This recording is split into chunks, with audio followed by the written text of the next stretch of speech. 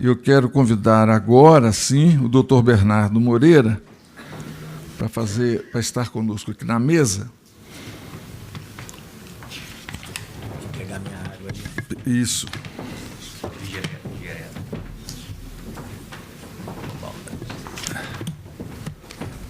Deixa eu te receber.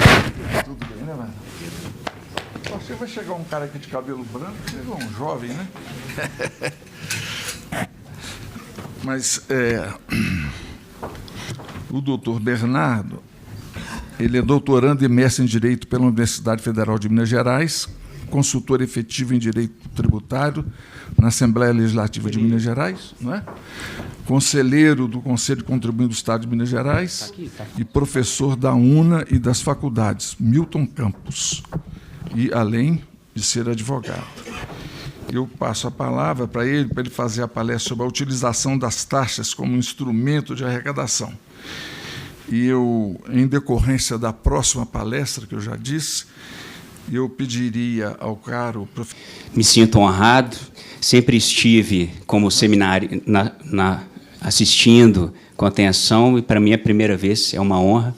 Quando eu fui convidado pelo Dr. Tiago, pelo tema, vi que era desafiador, e mais porque eu iria falar depois do Sérgio André, professor Sérgio André, com quem eu trabalhei muito tempo, e com o Deon, que eu estava na palestra dele lá na Bradetê, sei que é sempre calorosa, efusiva e animada, além de muito perspicaz.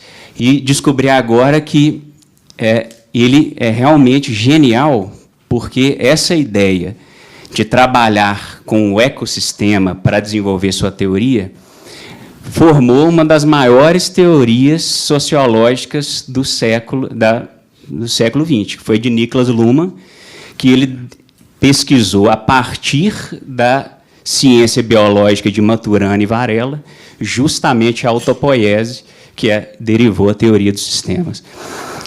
Eu fiquei, na verdade, feliz de ver as palestras, porque elas tocam diretamente no ponto das taxas.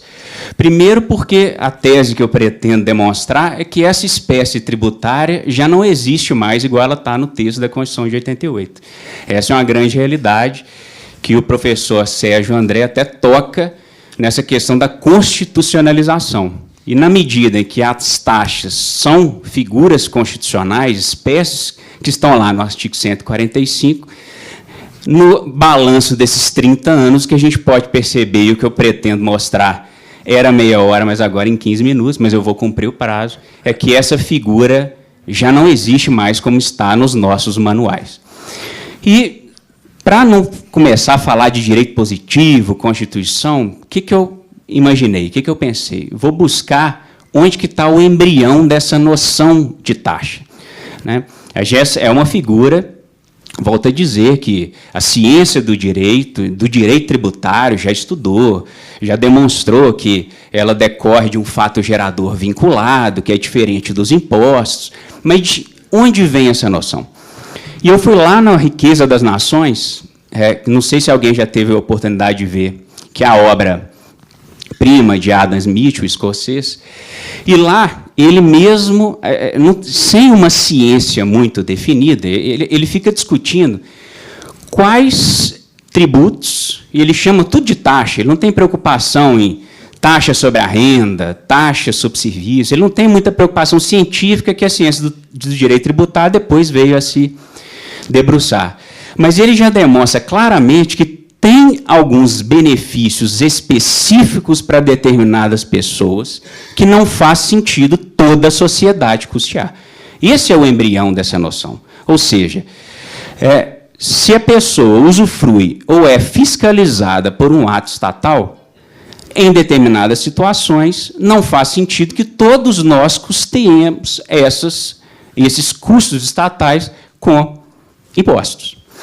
E, então, sem pegar no direito positivo, gente, essa é uma noção que extrai da própria figura tributária, dessa própria noção, de que a taxa tem que ter essa proporção razoável entre o custo do ato estatal atrelado a nós, aquele fiscalizado, ou aquele que usufrui do serviço específico e divisível, E também não é uma espécie que deveria gerar uma arrecadação líquida aos cofres públicos. Percebam, na medida em que há uma referibilidade, que essa figura deve ter uma retributividade àquele ato estatal, o poder público não deve almejar arrecadar com ele, né?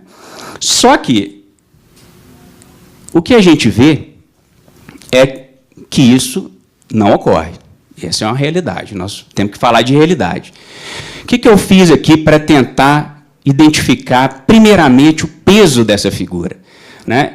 Eu peguei, nos últimos 2 anos, isso são cálculos estimados, quase de padaria, e percebi o seguinte: a União, ela arrecada de taxa mais ou menos 0,6 de tudo que arrecada.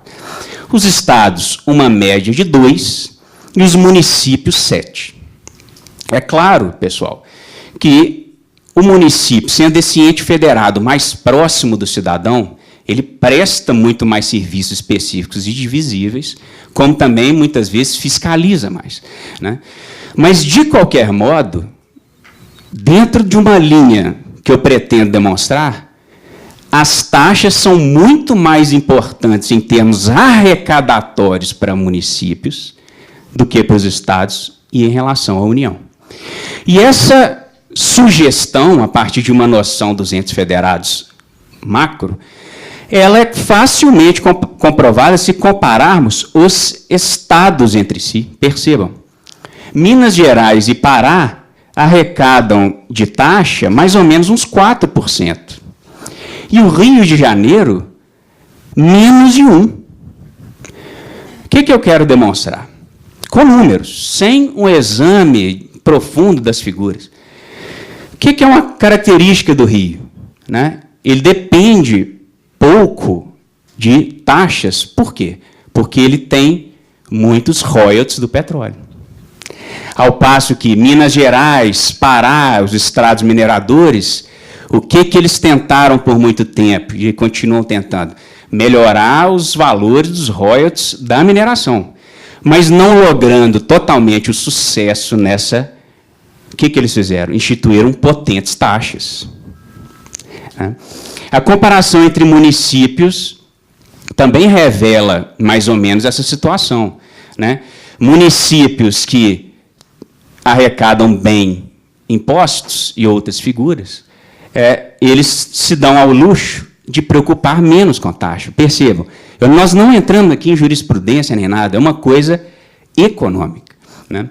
E o que veio a contribuir para essa situação? Eu estou achando bom da ministra não ter chegado, porque claramente, e isso toca justamente na questão que o Sérgio André colocou, a constitucionalização dessa figura, a inércia do Supremo Tribunal Federal, que muitas vezes decide não decidir, e que acabou, pouquinho em pouquinho, flexibilizando essa noção de taxa, tal qual a doutrina clássica sempre defendeu, contribui para que os entes federados se arrisquem em criar essas figuras com a finalidade arrecadatória. Quando o Supremo, isso hoje é sumulado, está na súmula vinculante 29, admite que se adote no cálculo da taxa elementos da base de cálculo do imposto, né, e sendo que isso não deixa de ser, se você pegar essa súmula, não deixa de ser aberto, que se admite a criação de taxas, né, de lixo, baseada na metragem do imóvel, taxa de fiscalização lá da CVM, baseada no patrimônio líquido da empresa. Percebam que não há necessariamente esse nexo entre a maior fiscalização e o aumento de um patrimônio líquido da empresa, ou, quiçá, a área fiscalizada para se verificar a TFLF, a taxa de fiscalização muito comum nos municípios, né? O que acaba gerando? Um aumento do valor da taxa e a tentativa de se arrecadar com essa figura, né? A TFLF, né, se a gente pegar historicamente, é uma taxa, né, muito pouco representativa. A doutrina nunca se preocupou com isso, mas nos últimos anos nós vamos começar a ver notícias sobre ela. Evidente, os municípios, em um cenário de crise, já estão buscando majorá-las, utilizar uma base próxima de imposto para arrecadar. Né? E uma outra flexibilização do regime jurídico das taxas que foi feita pelo STF é admitir não a necessidade da fiscalização efetiva para qualificar o poder de polícia, mas a mera existência de um órgão. Isso significa que, até as palavras do professor Rafael Frattari, que é muito crítico dessa questão, que bastaria uma lei municipal e uma placa em alguma sala da prefeitura dizendo que há o órgão que potencialmente pode te fiscalizar para efeito de criar uma taxa. Eu vou pulando aqui para a gente chegar em umas questões mais interessantes. O que temos observado? Né? Um completo descompromisso. E aí eu quero já passar a tirar um pouco da culpa do Supremo Tribunal Federal. É lógico que, na medida que ele muitas vezes decide não decidir essas questões de taxa, vão impactar na noção do regime. Mas veja o que ocorreu no Rio de Janeiro. Para não ter que ficar citando a nossa taxa minerária, que a gente já sabe, já foi até pauta de algum seminário, que eu lembro que eu estava assistindo, enfim.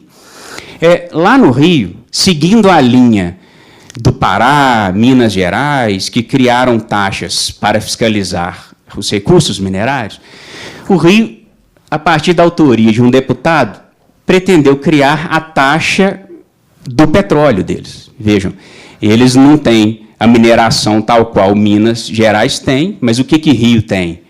Petróleo. Então, vamos criar a taxa para monitorar e fiscalizar o petróleo. O que está nas razões lá do PL desse parlamentar? Olha, tem uma chance do Rio diminuir o valor dos royalties. Aquela briga que os estados teve, que ainda não foi solucionada lá no Supremo, que o Sérgio Cabral chorou lá em 2010, enfim.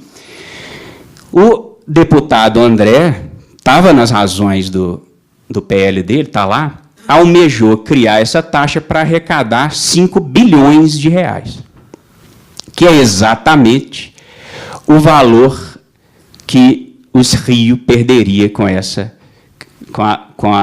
se fosse efetivada a questão dos royalties. Não, isso acabou não ocorrendo, né? A gente sabe que a decisão dos royalties, salvo o melhor juízo, foi a própria ministra Carmen Lúcia que suspendeu a lei que promoveu a decisão. Coincidentemente, o próprio Sérgio Cabral vetou a proposta do parlamentar fluminense. O que ele disse? Essa taxa tem a base de cálculo de imposto. Ela para fiscalizar, ela tem como base de cálculo o barril de petróleo extraído. Isso é uma característica do contribuinte. A taxa é justamente para fiscalizar, ou seja, deve ter essa referibilidade com o ato estatal. Né? Foi objeto de veto. Aí, engraçado que ficou suspensa a questão dos royalties, esse já não foi um problema, mas o que aconteceu no cenário econômico? O barril do petróleo despencou. E Rio de Janeiro ficou sem arrecadar 4 bilhões justamente pela queda do preço do petróleo. Foi apresentado um projeto de lei lá para criar a taxa, e temos a taxa criada lá no Rio de Janeiro. Né?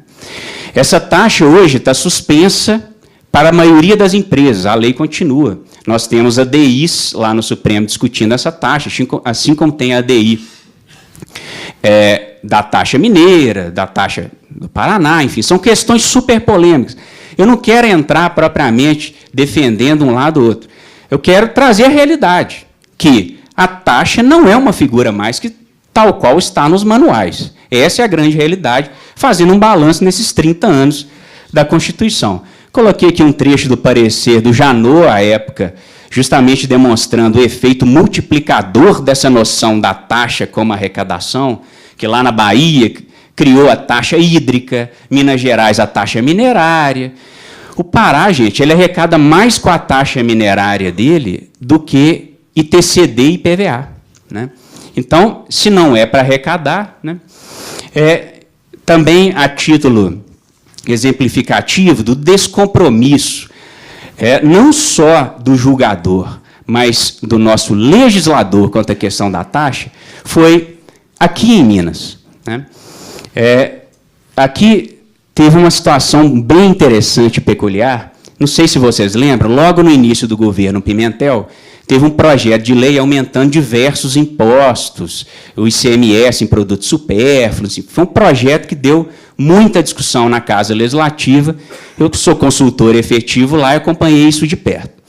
Mas o que me chamou a atenção, que foi pouco divulgado, porque foi objeto de veto, foi que a Assembleia decidiu, naquele mesmo projeto de lei, aumentar para 5 FENGs, é apenas um FENG essa taxa, para minerais de difícil fiscalização, que quis o legislador, a partir de uma ideia de um parlamentar, tributar mais o nióbio, que está sempre na pauta, né, da imprensa, em Facebook e tudo. Eu achei interessante o discurso do deputado da época. O que ele falou? Ó, gente, é super impopular aqui, ó, a FIENG está aqui se manifestando contra o aumento do ICMS, estão se manifestando contra o aumento do IPVA, vamos aumentar a taxa do nióbio. Larguem a mão do ICMS. Com essa taxa do nióbio, nós vamos arrecadar R$ 2.250.000.000. Então, veja como não há a noção da figura da taxa mais nos nossos parlamentos. Não há mais. Provavelmente, nos órgãos do Executivo que planejam as leis tributárias, dada a governamentalização desse poder de decisão, né? E o próprio Judiciário, muitas vezes, flexibiliza isso, né? Foi interessante que esse caso foi vetado, e depois a Assembleia manteve o veto, mas quase que a Assembleia aumenta a taxa do nióbio, né? Então, é um caso bem interessante para mostrar que há, de fato, um descompromisso. E aí, em linha com o que o Deon colocou e o Sérgio André, eu achei muito interessante, porque toca exatamente nisso aqui, que é essa ideia de confiança, essa ideia de chamar o contribuinte a participar, é essa questão aqui. Porque, percebam, o que ocorreu lá no Rio? Vamos fazer uma...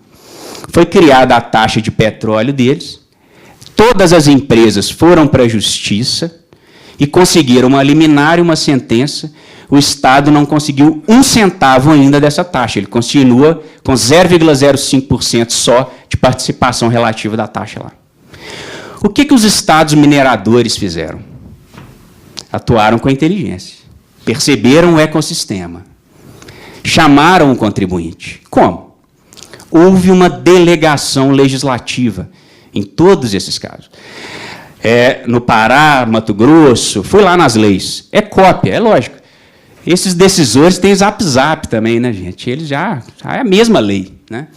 E está lá. O Poder Executivo poderá reduzir o valor da taxa com o fim de evitar a onerosidade excessiva e para atender às peculiaridades inerentes às diversidades do setor minerário. Em Minas não está na lei original, mas hoje a nossa lei foi alterada para dispor que é possível o Executivo manejar o valor da taxa de forma a atender o contribuinte. Ou seja, o que houve nos estados mineradores? Negócio, negociação. E isso é uma situação que o direito tributário clássico não admite. Ele não admite. É legalidade. A lei deve prever todos os fatos. A lei deve ser típica, tipicidade cerrada. Isso aqui é uma delegação legislativa que, em qualquer manual do direito tributário, é taxada como inconstitucional. E, aliás, só não ocorreu essa cópia na legislação mineira porque os consultores que lá estão deram esse toque.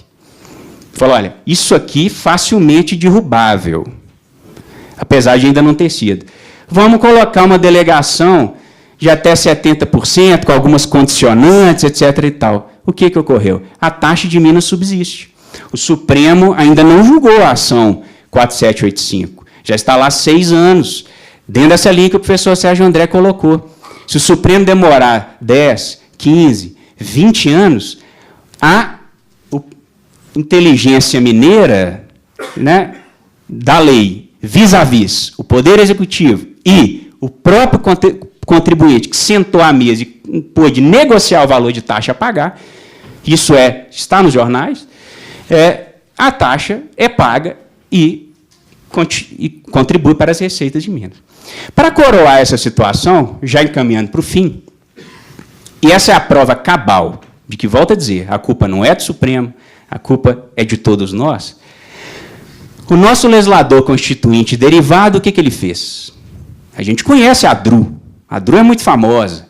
Já tem tese de doutorado, professor Lobato. Várias pessoas já estudaram as contribuições, como que a DRU viola o sistema da destinação dessa figura afetada, enfim.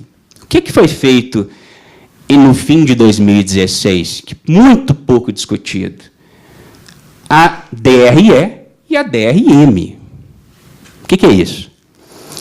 Agora, está lá no ADCT que, além da desvinculação de contribuições, estão desvinculadas 30% do valor das taxas.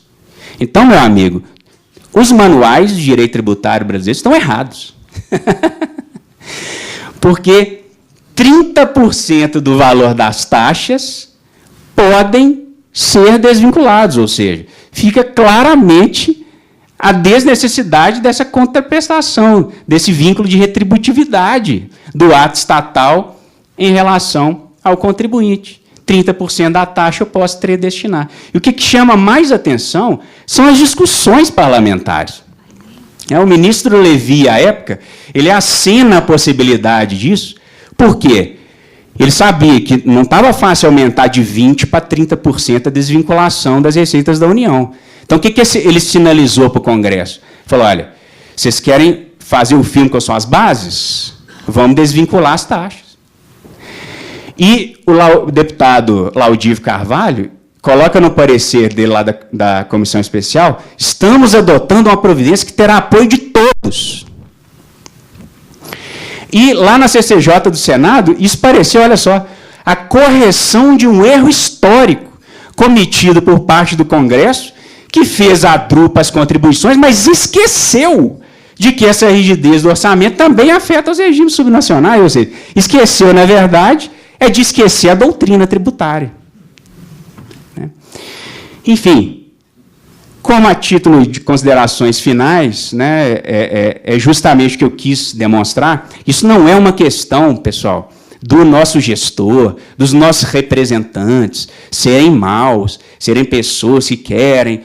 Eu sou muito da linha do Deon, não acho. O que a realidade fática demonstra precisam de dinheiro. Precisam de dinheiro. Né? Então, as taxas viraram a bola da vez. Se já não há contribuição tal qual a doutrina nos diz que as taxas, essa figura aqui, é 60% só vinculada ao ato estatal, os outros 30%, aí não dá conta, 70%. Isso não é. Então, é meio que um imposto. Isso é meio que um imposto. Se formos nos manuais, é isso. Então, esse crescente distanciamento, isso também toca na palestra do Sérgio André, entre a doutrina clássica do direito tributário e a prática, porque há uma petrificação constitucional que os entes estão amarrados, né, e todos estamos, e os julgadores, que se gera essas desconformidades. Então, o julgador não pode decidir, porque se ele decidir essa taxa, Minas Gerais já arrecadou mais de R$1 bilhão com essa taxa. Se o Supremo Tribunal Federal tivesse dado a liminar na DI 4785, os servidores mineiros já não teriam nada, ia ficar sem receber um centavo. A realidade é essa. Né? E eu entendo que a culpa é da própria doutrina brasileira. Né? Eu até não ouso, porque o professor Sérgio André criou uma verdadeira escola na UERJ, essa linha de flexibilização da legalidade, que veio desde o Ricardo Lopes Torres. Eu, no meu doutorado, eu sou orientado pelo professor André Mendes. Então, há que se reconhecer esse embate doutrinário, né, que eu acho que fica a lição do painel, pelo que agradeço a todos, renovo meus agradecimentos. Muito obrigado.